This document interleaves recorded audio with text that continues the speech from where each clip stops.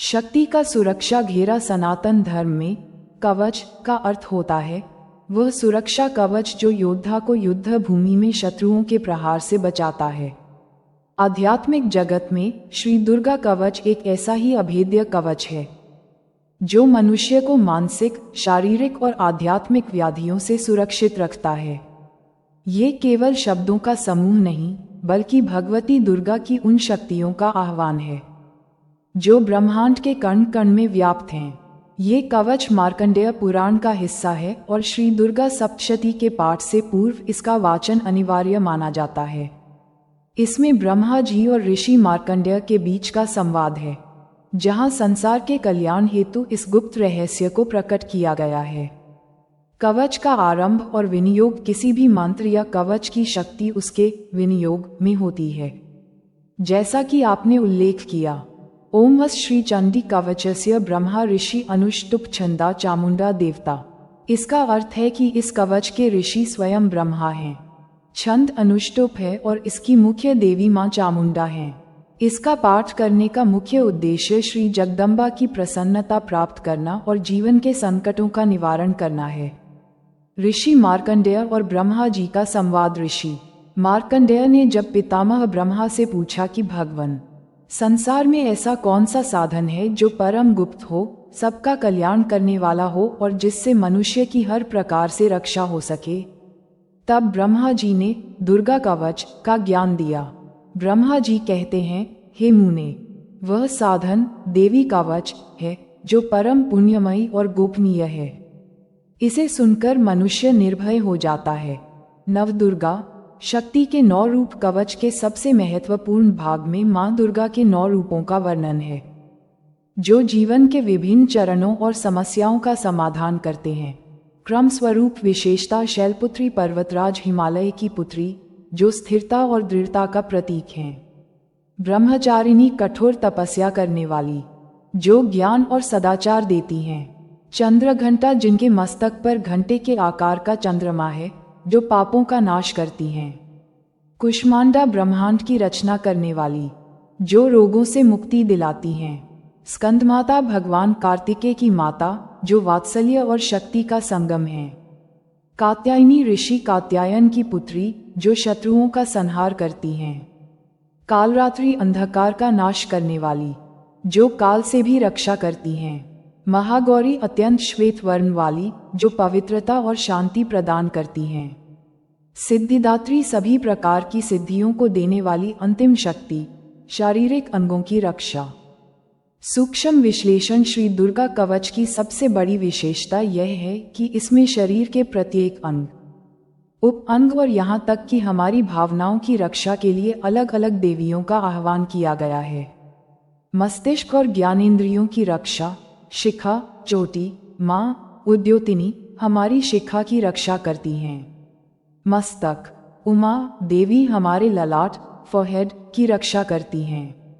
भौहें यशस्विनी देवी हमारी भौहों की रक्षा करती हैं। नेत्र आँखों की रक्षा शोकविनाशिनी और शंखिनी देवी करती हैं। कान कानों की रक्षा द्वारवासिनी और कपालिनी करती हैं। मुख और वाणी की रक्षा नासिका सुगंधा देवी नाक की रक्षा करती हैं। वाणी माँ सरस्वती हमारी जीभ और वाणी को शुद्ध रखती हैं। दांत और गला कौमाई दांतों की और चंडिका गले की रक्षा करती हैं। शरीर के मध्य भाग और आंतरिक अंगों की रक्षा हृदय माँ ललिता हमारे हृदय की रक्षा करती हैं जो भावनाओं का केंद्र है।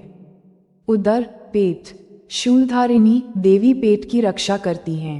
नाभि कामिनी देवी नाभि की रक्षा करती हैं। अस्थि और मज्जा माँ पार्वती हमारी हड्डियों और रक्त मज्जा को सुरक्षित रखती हैं। दिशाओं का सुरक्षा घेरा दिग्बंधन मनुष्य जब घर से बाहर निकलता है तो वह 10 दिशाओं से असुरक्षित होता है। कवच में हर दिशा के लिए एक रक्षक देवी नियुक्त हैं। पूर्व ऐन्द्री इंद्र की शक्ति, अग्नि कोण अग्नि देवता की शक्ति दक्षिण, वाराही नैऋत्य कोण खड्गधारिणी पश्चिम, वारुणी वायव्य कोण मृगवाहिनी उत्तर, कौमाई ईशान कोण शूलधारिणी ऊर्ध्व, ऊपर, ब्रह्माणी अध, नीचे, वैष्णवी। इस प्रकार जो व्यक्ति इस कवच को धारण करता है उसे किसी भी दिशा से आने वाले अनिष्ट का भय नहीं रहता। मनोवैज्ञानिक और आध्यात्मिक प्रभाव आज के आधुनिक युग में जहां तनाव, अवसाद, डिप्रेशन और अनिश्चितता बढ़ रही है, वहां दुर्गा कवच एक पॉजिटिव एनर्जी शील्ड की तरह काम करता है। भय का नाश, इसमें बार बार रक्षा करो मेरी माँ का जो उद्घोष है, वह अवचेतन मन, सबकॉन्शियस माइंड को यह विश्वास दिलाता है कि हम अकेले नहीं हैं। एकाग्रता, जब हम अंगों की रक्षा का आह्वान करते हैं तो हमारा ध्यान अपने शरीर के प्रति जागरूक, माइंडफुल होता है। संकल्प शक्ति, ये पाठ विषम परिस्थितियों में विचलित न होने का संबल देता है। कवच के पाठ की विधि और सावधानी, इस पावन कवच का लाभ पुनर्तः प्राप्त करने के लिए कुछ नियमों का पालन करना श्रेयस्कर है। शुद्धता, स्नान आदि के पश्चात स्वच्छ वस्त्र धारण कर पूर्व या उत्तर की ओर मुख करके बैठें। दीपक, मां दुर्गा के समक्ष घी का दीपक प्रज्वलित करें। उच्चारण, श्लोकों का उच्चारण स्पष्ट होना चाहिए। यदि संस्कृत कठिन लगे तो आपके द्वारा दिए गए सरल हिंदी भावार्थ का पाठ भी उतना ही प्रभावी है, क्योंकि मां भाव की भूखी हैं। नियमितता, इसे प्रतिदिन के पूजन का हिस्सा बनाएं। विशेषकर नवरात्रि के 9 दिनों में इसका महत्व कई गुना बढ़ जाता है। कवच का फलश्रुति, अंतिम लाभ, कवच के अंत में बताया गया है कि जो मनुष्य इसका पाठ करता है उसे तीनों लोकों में कोई पराजित नहीं कर सकता। उसकी अकाल मृत्यु नहीं होती, वह रोगों से मुक्त रहता है और अंत में परम पद को प्राप्त करता है। यत्र यत्र गच्छति तत्र तत्र लाभः, अर्थात वह व्यक्ति जहाँ भी जाता है उसे विजय और लाभ की प्राप्ति होती है। निष्कर्ष, मां दुर्गा की शक्ति अनंत है। ये कवच उस अनंत शक्ति से जुड़ने का एक सरल मार्ग है। चाहे अग्नि की ज्वाला हो, युद्ध का मैदान हो या जीवन की कठिन परीक्षा, मां का ये कवच साधक के साथ हमेशा छाया की तरह रहता है।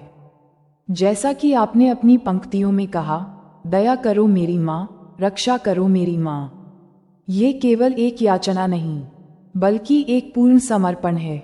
जो मां के चरणों में समर्पित हो गया, उसके लिए पूरा ब्रह्मांड भी कवच बन जाता है।